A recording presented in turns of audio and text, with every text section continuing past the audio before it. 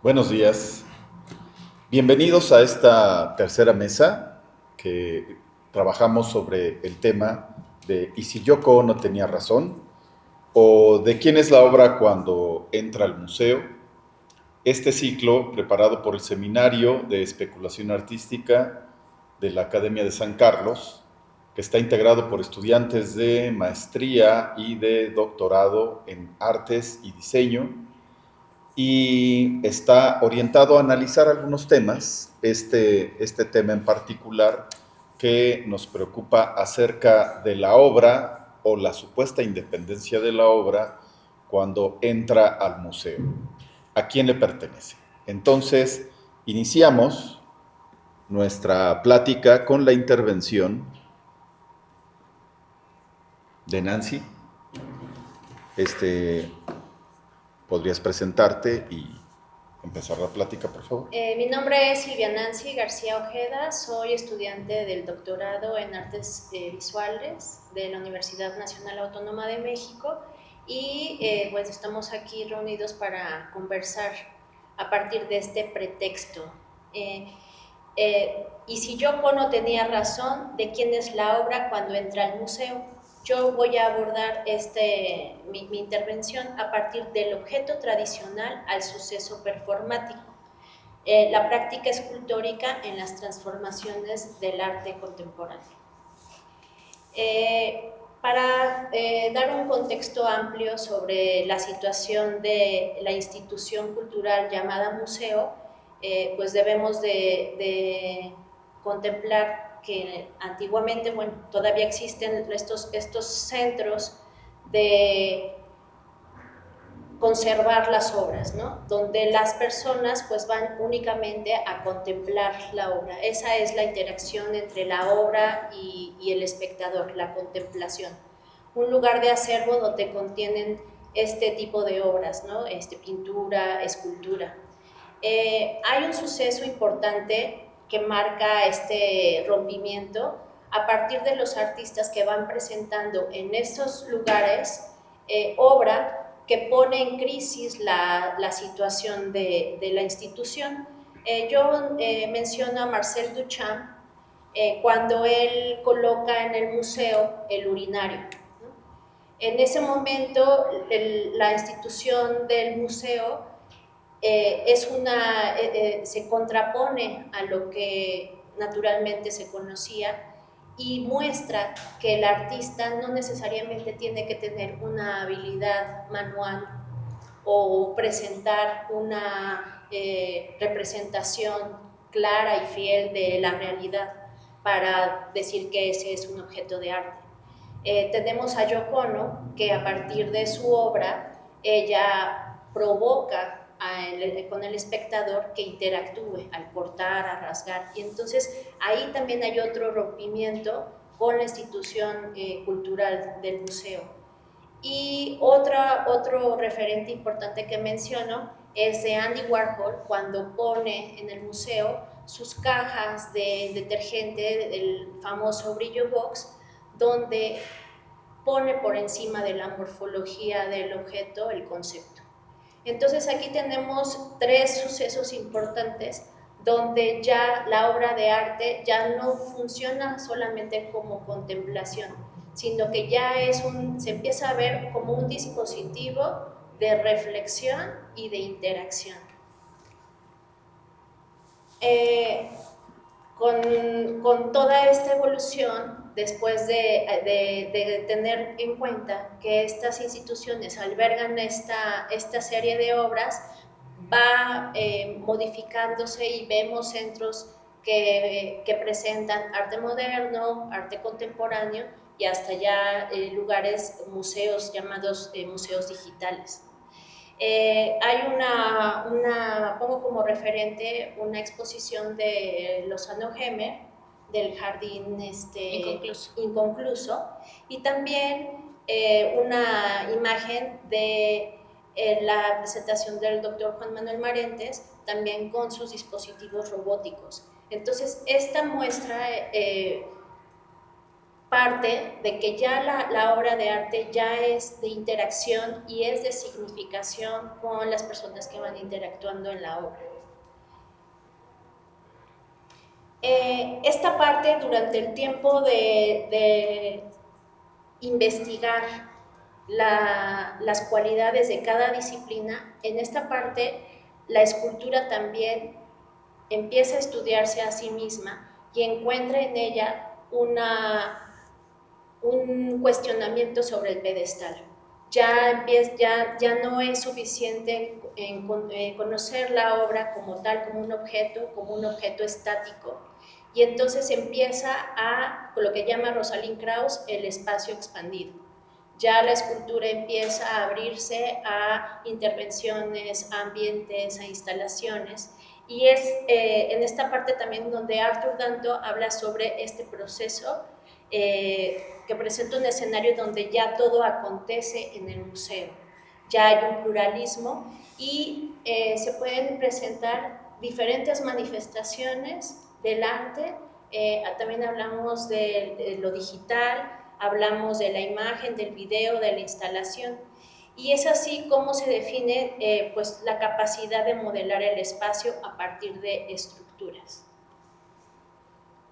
Yo aquí quiero compartir con ustedes un pequeño resumen también de esta evolución performática que va del objeto tradicional. Yo estuve trabajando durante algún tiempo bloques de acrílico donde a partir de desbastarlos y de introducirles luz, generar una interacción y una reflexión a partir de lo que provocaba la misma obra. Después de ello empecé a trabajar con instalación y después ya en espacios de realidad virtual, hasta que empecé a modelar ya a partir de lo digital. Continuamos. Entonces, ver los modelos digitales como maquetas escultóricas fue importante y sobre todo desde la práctica escultórica experimentar lo digital. Ya yo me he apoyado en las teorías de Lev Manovich, donde a partir de sus estudios, de los estudios de la imagen, habla cómo toda esta imagen se convirtió en datos numéricos para poder presentar y generar de alguna manera como un ready-made de diferentes que serán datos numéricos, las propuestas visuales, porque es información, es luz, es color. También me apoyo con el teórico José Luis Brea, porque él habla sobre el postmedia. Ya actualmente las propuestas artísticas ya no están direccionadas específicamente a una disciplina, ya se han disuelto las aparentes fronteras donde ya todo pues convive, ¿no? Y también me apoyo en Maurice Merleau-Ponty, que él habla precisamente sobre esta relación corporal, ¿no? Con el objeto, con la materia. Y yo lo retomo porque finalmente en el objeto tridimensional tenemos una memoria del cuerpo, y aunque no tengamos en realidad el contacto físico con la materia, nosotros tenemos esa memoria y podemos sentir el volumen, las materialidades, las texturas desde lo digital. Bueno, yo recientemente tuve una exposición, presenté una obra que se llama Inanna, y esta pieza nace de la evocación de poetizar una forma en una materialidad lumínica que evoca precisamente la idea de una partícula en movimiento. Yo presenté esta pieza en el museo junto con un código QR, donde las personas podían con su dispositivo móvil escanear en el código y observar la pieza y también interactuar con ella. Esta pieza, además de ser un archivo digital, bueno, que se creó en Blender, se convierte en un GIF y después entra a una plataforma como archivo NFT que se socializa y se comercializa como un activo criptográfico. Sí.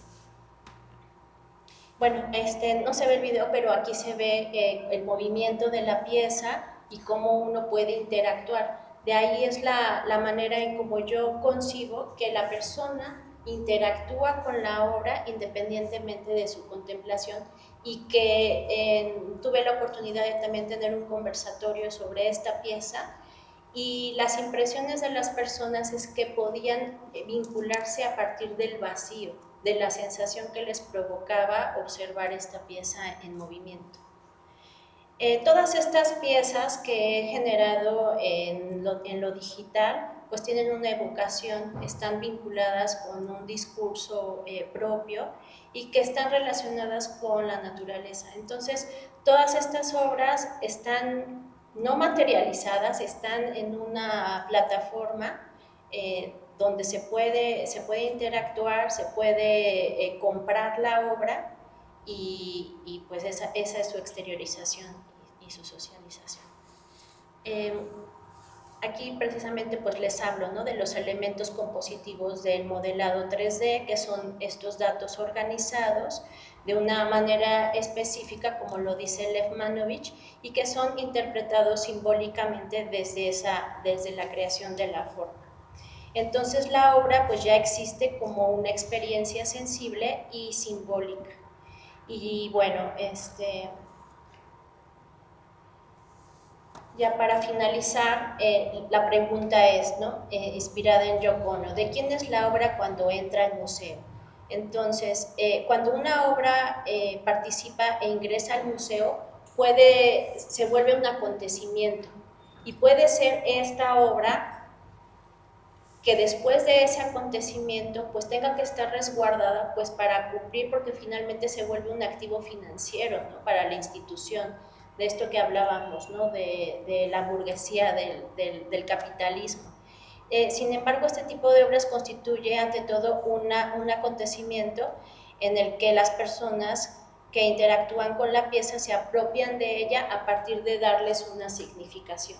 Entonces, ya la obra, ¿de quién es la obra? Entonces, no pertenece pues ya al artista, porque ya el artista la presenta, la persona la significa y la institución la resguarda. Entonces, finalmente, la pieza es una experiencia de todos, ¿no?, de un contexto social y cultural que experimenta la obra. Y pues bueno, esto sería mi intervención. Muchas gracias. En tu caso sería también entonces pensar a la red como museo. Sí, ya una red, y que ahorita, por ejemplo, ha sido pues azotada o mal vista por toda esta situación del criptoarte, que se ha malinterpretado para hacer estafas. Entonces, ahorita hay un colapso con los mismos coleccionistas en lo digital, porque pues tienen miedo, o sea,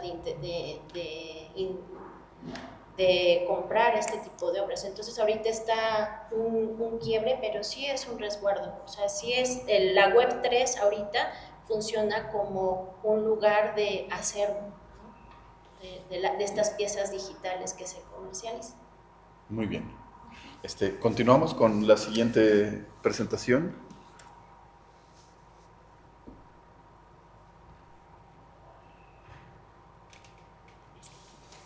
Hola, ¿qué tal? Buenos días. Mi nombre es Amayali Gómez Ramírez, soy estudiante del doctorado en la Facultad de Artes y Diseño de la Universidad Nacional Autónoma de México.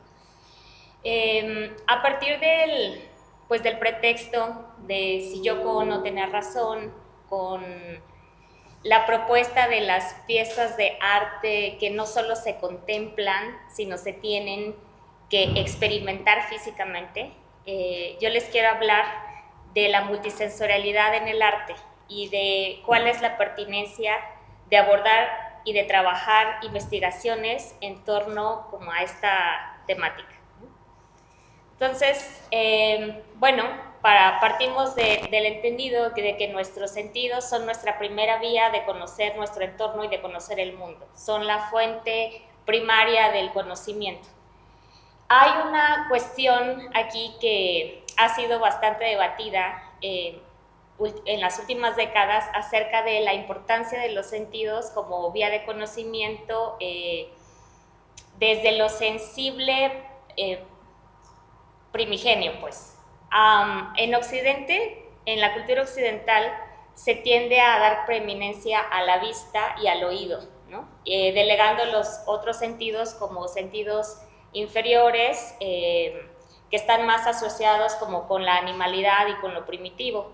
Esta categorización de los sentidos viene desde los filósofos griegos, desde Platón, que comienza a hablar de que lo sensible no era una fuente confiable de conocimiento porque nuestros sentidos podían ser engañados. De hecho, su postura frente al arte no era muy favorecedora porque decía que alejaban al humano del verdadero conocimiento, que para él era el mundo de las ideas, ¿no?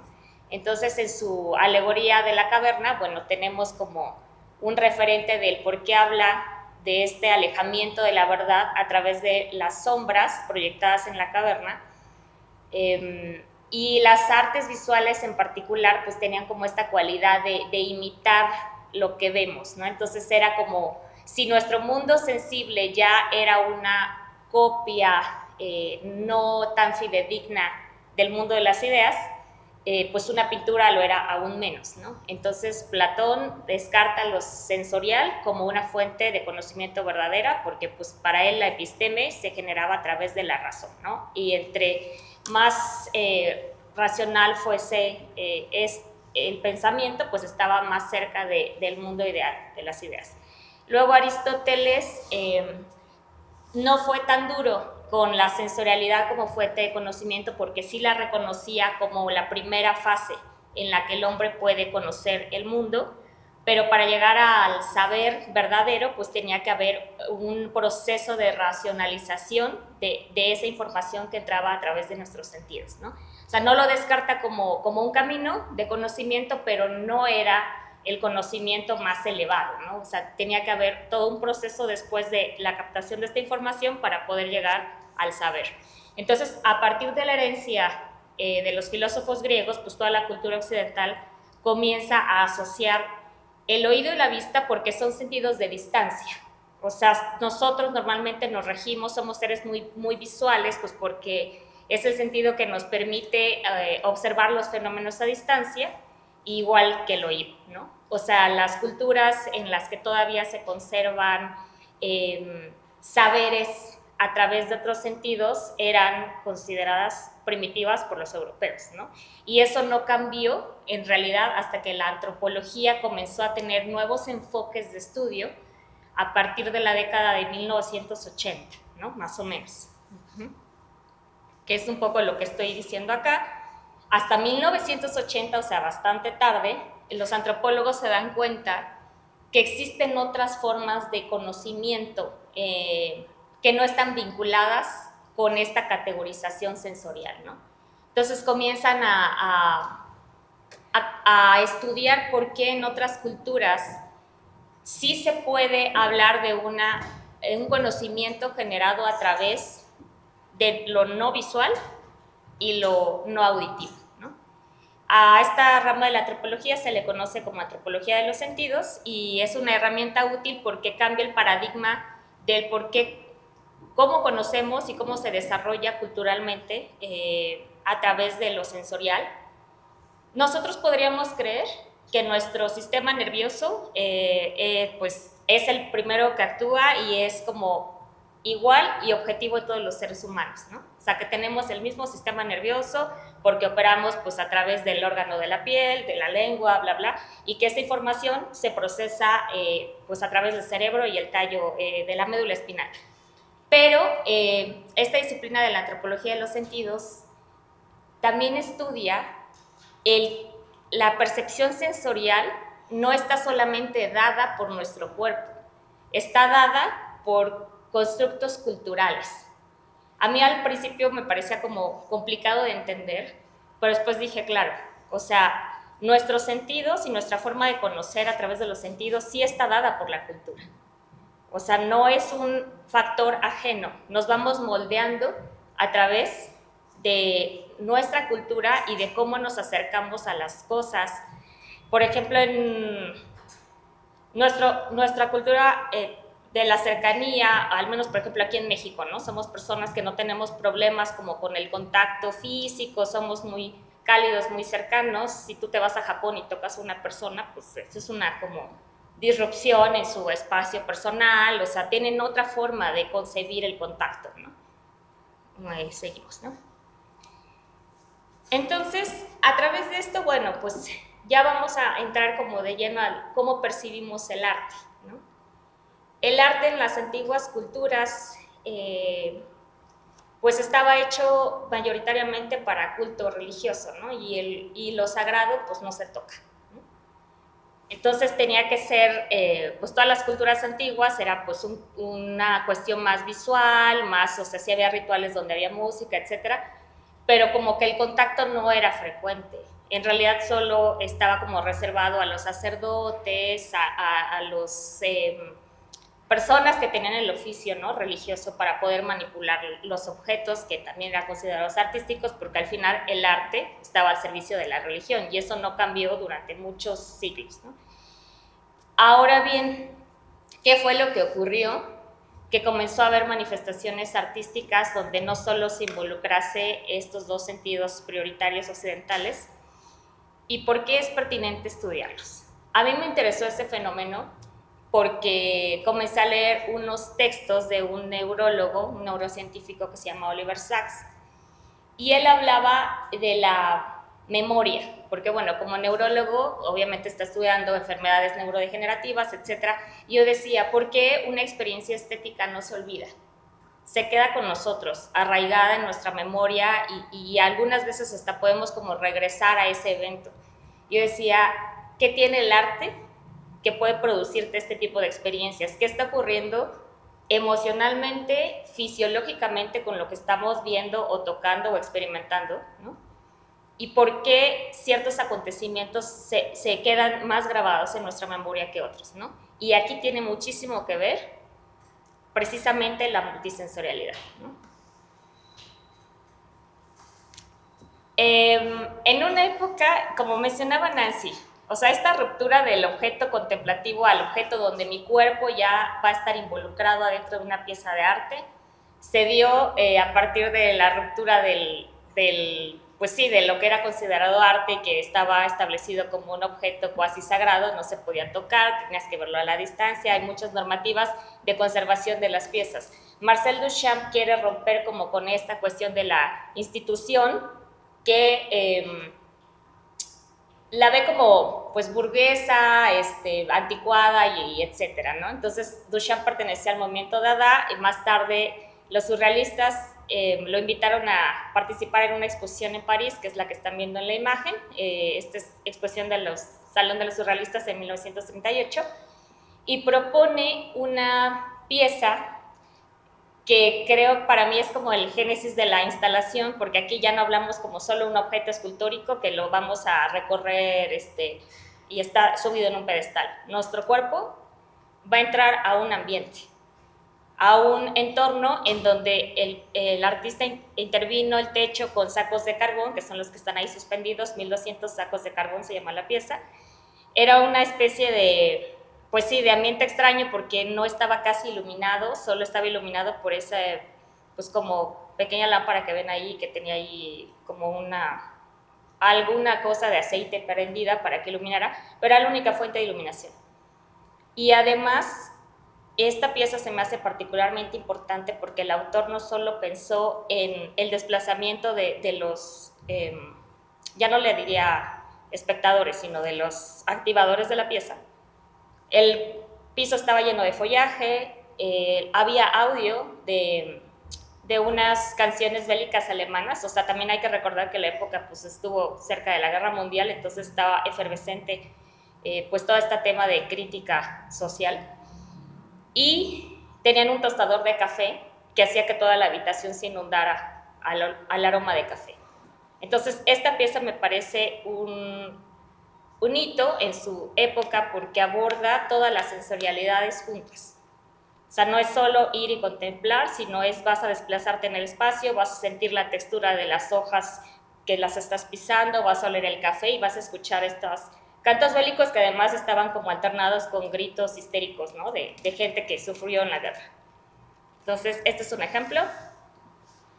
Tenemos pues, un ejemplo muchísimo más contemporáneo, es este artista brasileño que se llama Ernesto Neto, y sus piezas son espacios inmersivos escultóricos, ¿no? Entonces, él trabaja con esta idea de que el espectador tiene que sentir la pieza, no solo verla.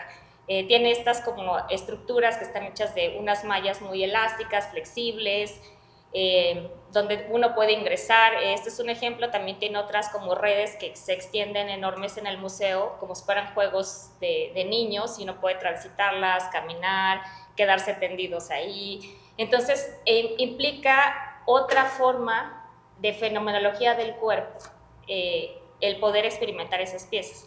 Y eso es muy importante porque sabemos que, pues bueno, desde la Gestalt se plantea de que el conocimiento del mundo a través del tacto también es importante, porque bueno, entonces podemos percibir el volumen, las texturas, la temperatura, la suavidad o dureza, etcétera, ¿no? Todas esas cosas se quedan muy registradas en nuestra memoria.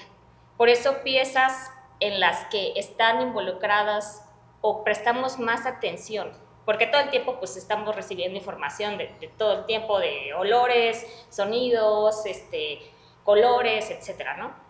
Pero si nosotros prestamos más atención, y este tipo de piezas lo logran, a lo que está ocurriendo fenomenológicamente en nuestro cuerpo, se quedan grabadas positiva o negativamente, no necesariamente. Este es un ejemplo positivo, pues porque ha de ser delicioso estar acostado ahí, pero no todas son de esa índole, ¿no? Podemos seguir, gracias.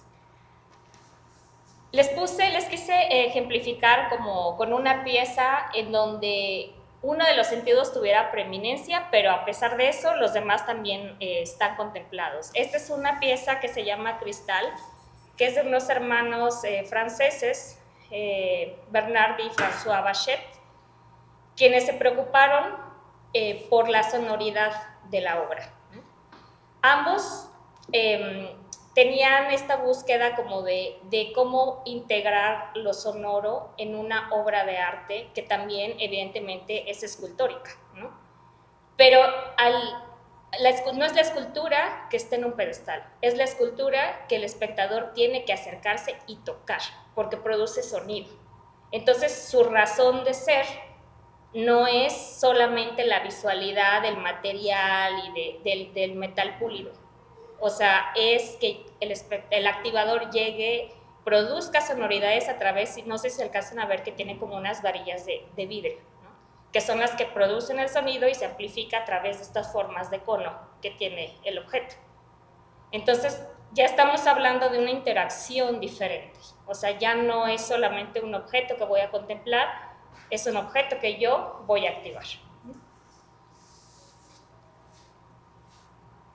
Tengo un video, ahora lo reproducimos, en donde esta pieza está siendo activada dentro de un espacio sacro. Y de qué tipo de experiencia se podría generar, que también dónde se exhibe la pieza y cómo se exhibe la pieza tiene mucho que ver. O sea, el museo es una institución, pero también podemos plantear piezas que estén fuera del lugar museístico. Entornos naturales, espacios que habían, pues no sé, tenían una función a lo mejor de culto, como el caso de la iglesia, pero que estamos llevando o trastocando su sentido simbólico e histórico a través de nuestra propuesta artística. ¿No quiere? Bueno, no tiene conexión a internet. En fin, la cuestión es que este instrumento es llevado a una iglesia y bueno, sabemos que las iglesias estaban hechas pues, como para impresionar a los feligreses por su dimensión, por su altura, por los vitrales. Entonces, el sonido de estos cristales es particularmente armónico. Y aunque uno no tenga conocimiento de cómo tocar un instrumento o tocar ese objeto, o sea, su sonido estaba, porque uno de los hermanos, pues, estudió ingeniería, sabía cómo calibrar acústicamente los cristales para que fuera armónico todo lo que se produzca ahí, ¿no? Si no, no importa, luego a ver si lo encontramos y ya lo ponemos. Bueno, el siguiente ejemplo también es arte contemporáneo, es una artista canadiense-escocesa, se llama Clara Orsiti. Ella es considerada pionera en el arte que se manifiesta a través del olfato. Entonces, aquí les voy a platicar rápidamente de que el olfato es el único de nuestros sentidos que está fuertemente conectado a la amígdala. La amígdala es esta parte del cerebro que procesa todas las emociones de forma muy rápida. Por eso, cuando nosotros olemos algo que nos resulta familiar, inmediatamente reaccionamos y recordamos de dónde viene ese olor. O sea, es como un olor que yo recuerdo de la infancia, es un olor que me recuerda a mi madre, a mi novio, lo que sea. Es porque el sentido del olfato tiene conexiones específicas neuronales a la parte del sistema límbico, que es donde se procesa la información que tiene que ver con las emociones y con los recuerdos. Primero pasa por ahí y luego ya pasa al sistema del córtex, que es un sistema ya complejo, donde ya elaboramos ideas, etcétera, ¿no? Bueno, les cuento esto porque la parte olfativa es muy importante para generar nuestras memorias. Esta artista trabaja con piezas que normalmente lo visual no tiene tanta importancia, de hecho subvierte esa parte y a través del olfato trata de evocar emociones en la gente que participa de su obra. Esta es una cabina que mostró en Escocia y ella trabajó con perfumistas que sintetizaron su aroma corporal y lo recrearon a través, bueno, pues las feromonas, el sudor, sabemos que todo esto tiene que ver pues con el olfato, ¿no? Entonces sintetizaron su olor y la cabina dispersaba ese aroma cuando un sujeto entraba. No había nada en las paredes, o sea, simplemente era esta habitación con esa luz. Uno permanecía ahí y ella también trabaja como con la cuestión del autorretrato. Entonces ella decía, es mi autorretrato, pero a través del olfato, ¿no? No tienen que ver mi cara, no tienen que escuchar mi voz, etc. Ella también tiene otra pieza en donde este mismo procedimiento de síntesis de su aroma lo embotella, como en botella de perfume, y lo exhibe como pieza. Entonces, todos tienen que acercarse a olerlo, ¿no? Y habrá personas, porque sabemos que el cerebro percibe, sobre todo en las mujeres, porque pues, son las que se encargan de la crianza de los bebés y de tener bebés, a través del olfato, qué pareja van a escoger, porque sus genéticas son compatibles. Entonces, si una persona genéticamente no es compatible con mis genes, la voy a rechazar, me va a caer mal, ni la conozco, pero la voy a repeler. Entonces, este tipo de piezas, por ejemplo, habrá gente que pues, no es compatible con su olor y entonces le va a producir aversión, o habrá gente que le parezca agradable el olor, ¿no? Entonces, es importante saber que uno puede evocar cosas no solo a través de la imagen, sino a través de otros sentidos. Y ya para finalizar, hablando de los sentidos, pues no, nos falta el gusto. Es algo complicado porque pues normalmente pues sí, el gusto se asocia mucho con el hedonismo, con la glotonería, con la gente que le gusta el exceso, etcétera, ¿no? Y nuestras papilas gustativas en realidad solo distinguen 5 o 6, no recuerdo, sabores específicos, ya saben, dulce, salado, ácido, amargo, bla, bla, ¿no? La cuestión aquí es de que uno sí puede apelar al gusto para poder conectar con la persona que está experimentando la pieza. Les traigo un ejemplo. Él estuvo el año pasado, en 2025, César Martínez, es un artista mexicano, tuvo una retrospectiva de su obra en el Museo Exteresa Arte Actual, y entonces él se vale del sentido del gusto para poder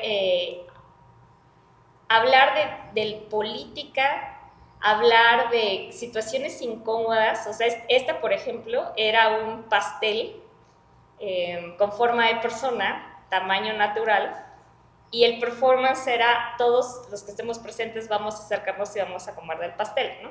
Que por cierto tenía un relleno de jalea rojo que se veía bastante grotesco cuando lo cortaban, pero es parte de la pieza. O sea, hablábamos de que en las artes no solo se producen experiencias estéticas de la belleza, o sea, tenemos experiencias estéticas como esta, como la del grupo Semefos, Teresa Margoles, que hablaban de cosas muy incómodas, ¿no? La muerte, el proceso de descomposición de los cuerpos, y todo eso sí nos produce algo, no agradable, pero nos provoca, ¿no? ¿Podemos dar la siguiente? Esta también es de César Martínez. Esta yo no la vi, o sea, en Exteresa, porque se presentó en España, y es un cuerpo igual, hecho de chocolate. Cuando lo vi yo pensé que era carne y se ve horrible, porque pues parece alguien quemado. O sea, si alguien ha visto cómo se ven las quemaduras de tercer grado, se ven amarillas. Entonces, pues el performance igual era, vamos a comernos todos esta pieza de chocolate, ¿no? Y aquí la cuestión es de que César Martínez, o sea, podría parecer una persona, un artista que solo busca como la provocación para que sus piezas se queden como en boca de todos y sea conocido, pero en realidad cuando uno se pone allá a leer sobre sus obras y de qué está tratando la obra, no solo se trata de provocar aversión por lo grotesco de las formas, sino que también tiene toda un discurso de crítica social y política a través de sus piezas, ¿no? Había otra que no les puse, pero era como comerse a figuras históricas, ¿no? Y de repente era como hacían los moldes de las figuras históricas, de personajes históricos y se repartían adentro de la exhibición, ¿no? Entonces era como un choque un poco sensorial de entre lo grotesco que te produce ver eso y de comértelo, porque en realidad pues sabe rico, ¿no? Pero es una persona, o sea, visualmente es una persona, entonces es un poco como este choque entre los sentidos que nos permite como crear una experiencia estética, yo diría que pues sí, abierta, porque pues sí, no, a lo mejor ya hasta como que el sabor no me agradó tanto porque pues parecía un cadáver, ¿no? Pero lo voy a recordar, ¿por qué? Porque olía, se sentía, o sea, porque pues bueno, no había ni cubiertos ni nada, era con la mano, ¿no? Entonces recuerdas el tacto, la temperatura, la textura, lo estoy viendo y me impresionó, y también recuerdo el sabor, ¿no? Entonces hay muchísimos artistas que están tratando de apelar a esta forma de acercarse a las piezas, porque creo, la imagen siempre va a ser un instrumento potente, y siempre vamos a utilizar la imagen como medio de expresión. Pero en la época en la que estamos de la digitalidad, todo sucede rápido, scrolleamos, tenemos una saturación de imágenes tremenda, ¿no? Entonces, para que realmente una imagen te impacte, se quede contigo, te genere una experiencia estética, no digo que sea imposible, por supuesto que lo hay, pero ya no es tan común. O sea, la gente del Renacimiento, de la Edad Media, etcétera, pues tenía estas experiencias a través de la imagen. Ahora, ¿qué estrategias se pueden utilizar? También desde los estudios que ya existen en neurociencia, biología, etcétera, para poder hacer una integración de otro tipo de experiencia que me permita llevar al participante a ciertos lugares, ¿no? Entonces, creo que ahorita ya vamos a platicar, a interactuar, a preguntas de qué se trata esto, me gusta, no me gusta, por qué se hace, por qué la cultura nos define, ¿no? O sea, yo recuerdo mucho que conocí a un músico que venía de Estados Unidos, llega a Yucatán, en Yucatán come muchísimo picante, ¿no? Y es agradable, para el mexicano comer picante es agradable, ellos no están acostumbrados a lo absoluto. Y dijo, yo recuerdo muy bien que me dijo que no entendía por qué nos gustaba sufrir de esa manera. Dice, yo no entiendo por qué les gusta sufrir, esto duele, no se siente bien. Y yo lo miré muy extraño, pero dije, ¿cómo? O sea, si enchilarse es padrísimo, ¿no? O sea, te reactiva, te reanima, ¿no? Pero para él era una sensación fea, porque su cultura no le había enseñado, no le había permeado, ¿no? El sentido, las papilas gustativas las tenemos los dos, ¿no? Iguales. Pero ¿qué pasa? Que un fenómeno cultural, o sea, permeó mi sentido del gusto para ciertas cosas, para otros no. Y entonces eso también tiene que ver mucho en el arte. ¿Cómo percibimos el arte? ¿Por qué Oriente y Occidente de repente parecen mundos completamente separados? Todo eso tiene que ver con fenómeno cultural. Cómo se percibe la obra y cómo se crean las obras de arte. Entonces creo que es momento de dar paso al diálogo. Si tienen preguntas o comentarios, si no, venga. ¿Sí? Yo quería decir algo. O sea, finalmente es un proceso hermenéutico, porque ya Brigitte Pearson Ujú. habla sobre que él tiene una frase de que el símbolo da que pensar. Ujú. Entonces ya la obra se vuelve un símbolo y que requiere la significación de quien interactúa con la obra para que se complete. Ujú. Entonces ahí está Parison de la hermenéutica para decir que la obra está en formatividad, está en constante construcción a partir del contexto social y de las personas que consumen la obra y que le dan precisamente esa significación. Entonces puede ser tanto en lo digital, verlo, porque finalmente son estudios de la imagen, y la imagen, como lo hablamos, hay una memoria del cuerpo que nos remite precisamente a tener estas sensaciones, independientemente de que no sea físico, o sea, de que no esté ahí, porque la pantalla nos lleva a esa otra dimensión. Bueno, en términos estrictos podemos decir que la obra de arte nunca ha existido. Porque ahorita, si nos centramos en el tema que estamos abordando, es qué está pasando con el museo. Conocemos el museo tradicional, que generalmente resguarda obra que no ha perdido su calidad visual, aunque pierda su contenido histórico, ¿sí? Aunque ya la interpretemos de manera diferente. No sabemos cómo se interpretaba en el Renacimiento, cómo se interpretaba la Mona Lisa. Nunca lo sabremos. Solo sabemos que la interpretamos nosotros desde nuestros propios parámetros. El ejemplo de X Teresa me parece excelente para hablar del Museo Futuro, porque X Teresa no tiene acervo. No puede tener acervo X Teresa. Documental solamente. Solamente documental. Pero eso no será la obra. No. Solo la documentación. Entonces la obra desaparece. Solamente nos queda un registro de algo que nos podemos imaginar que sucede de esa manera, ¿no? Y en los ejemplos que estábamos viendo sobre los pasteles, pues obviamente ¿a qué está apelando sensorialmente? Pues a lo que en imagen se llama pareidolia, ¿no? O sea, vemos las nubes y podemos ver borregos, o podemos ver cualquier cosa, o vemos una fuga de agua y la interpretamos como una virgen. Esa es una pareidolia que también se puede llevar al arte y aunque sabemos que es un pastel, nos sigue evocando un cuerpo humano.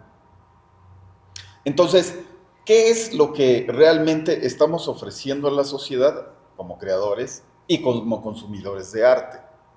El consumidor de arte es muy variado y tiene que ver con sus propios parámetros de interpretación.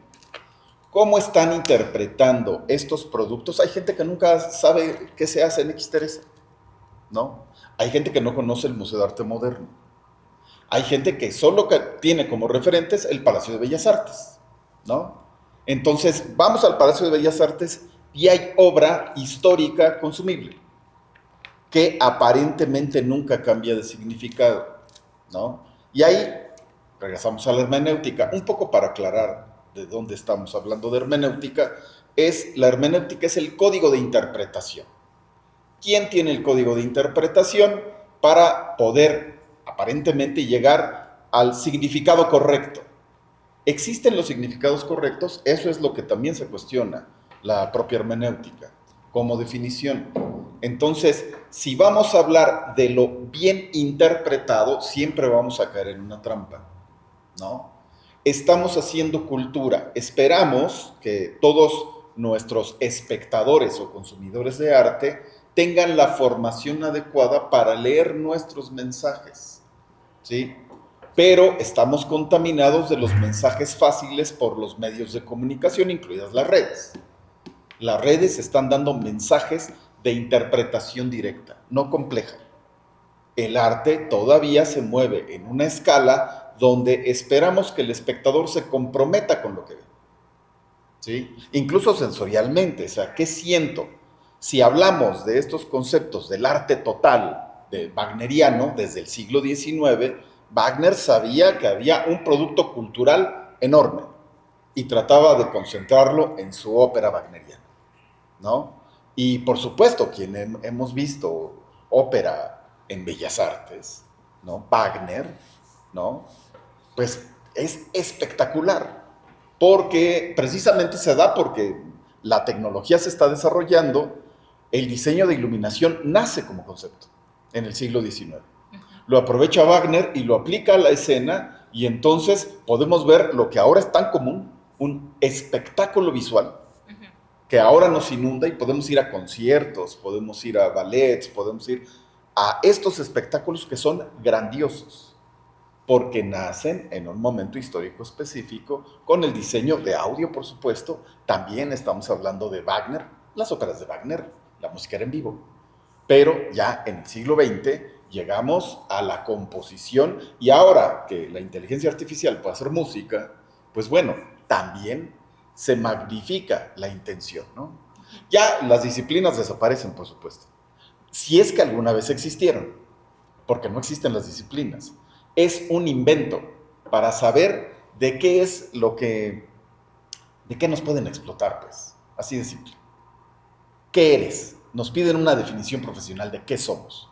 Eres esto, pero no eres esto otro. Y no, podemos ser muchas cosas. Pero, ¿qué es lo que sí vendemos? Generalmente confundimos a la disciplina con lo que sí podemos vender como producto cultural. ¿Qué eres? Soy obrero. Ah, ¿qué hace el obrero? Transformar cosas. ¿Con qué? Con su mano. Lo único que vale es su proceso de transformación. ¿Qué eres? Pintor. Ah, ¿por qué pinto? Solamente de eso vivo. Pero, ¿qué pasa en estos entornos donde incluso ya la misma dinámica comercial y cultural nos están obligando a hacer muchas cosas? ¿No? Nosotros que tenemos que vivir entre ser maestros, ser profesionales de la provocación plástica en general, ¿no? O vender nuestros servicios cuando alguien requiere de nuestra capacidad específica para generar otra cosa, ¿no? Entonces ahí es donde nos encontramos con conflictos. Quisiéramos, ahora sí, si quieren comentar más, pero también que el público, gracias por estar con nosotros, pudiera hacer preguntas acerca de lo que estamos planteando aquí en la mesa. Por favor, el micrófono. Sí. Gracias.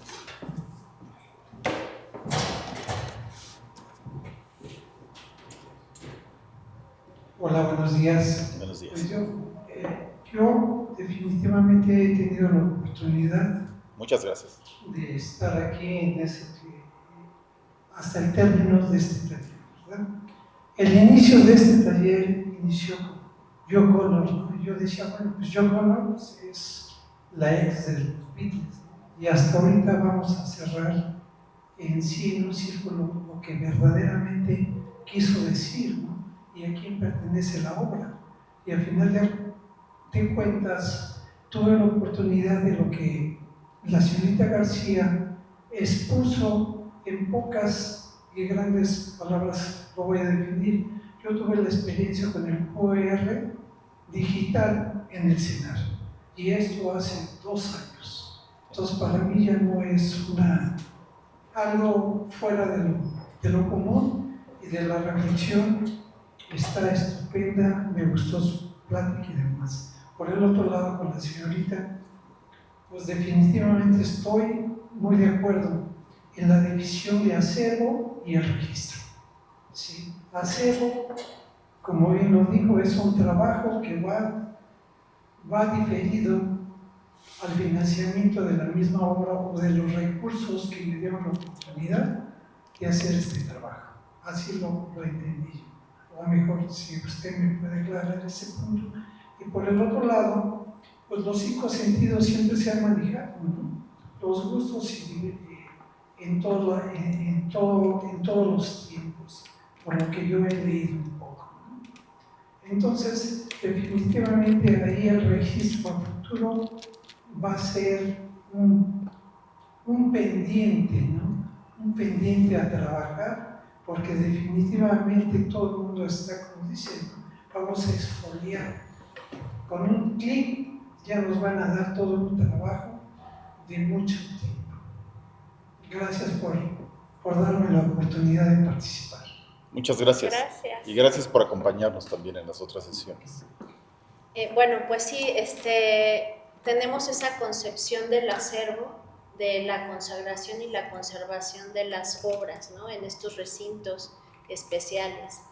Y que finalmente todas esas obras se vuelven un acontecimiento. Son un acontecimiento y que se quedan precisamente ya como registro, porque ya la misma obra ya no puede, como se vuelve un activo financiero finalmente, ¿no? Que pertenece o a la institución o a los coleccionistas, pues no van a ponerla en peligro, ¿no? Entonces se quedó como un acontecimiento que sirve para la historia y finalmente nosotros como investigadores, artistas, vamos estudiando estos fenómenos desde nuestra propia experiencia. Y es ahí donde vamos entendiendo y haciendo esta configuración, y es lo que nosotros ofrecemos como parte de nuestra experiencia, y también dejar esto como un registro, ¿no? De cómo si continúa esta evolución del fenómeno artístico. ¿No? Sí. Muy bien. ¿Alguien más que quiera intervenir? ¿Preguntas? ¿No? Bueno, si no hay más preguntas, sí me gustaría cerrar y agradecer a las autoridades que nos dan la oportunidad de usar este espacio que es increíble y que deberíamos tener siempre mayor difusión y público.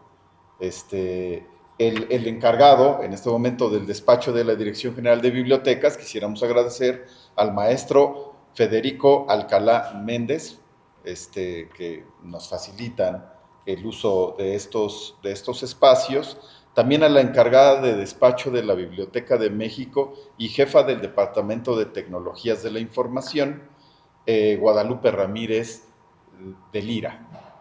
También agradecemos el uso que nos facilitan, y a todos, por supuesto, del Departamento de Promoción Cultural de la Biblioteca de México, a los técnicos que siempre están muy dispuestos a apoyarnos y ayudarnos en la realización de estos eventos que nosotros consideramos que son muy importantes para generar documentación también, para que esto obviamente se publica en YouTube.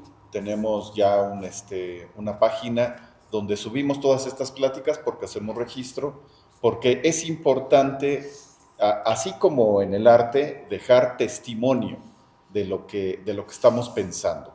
No sabemos qué estamos pensando hasta que lo ponemos en palabras, hasta que dialogamos, porque aquí surgen cosas, pese a que tenemos una dinámica constante en la academia de discutir y discutir todo el tiempo.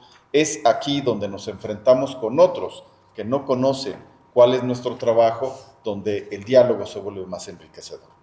Entonces, agradecemos desde el SEA, el Seminario de Especulación Ejecutiva Artística, su participación y la participación también de los que hacen el registro para nosotros.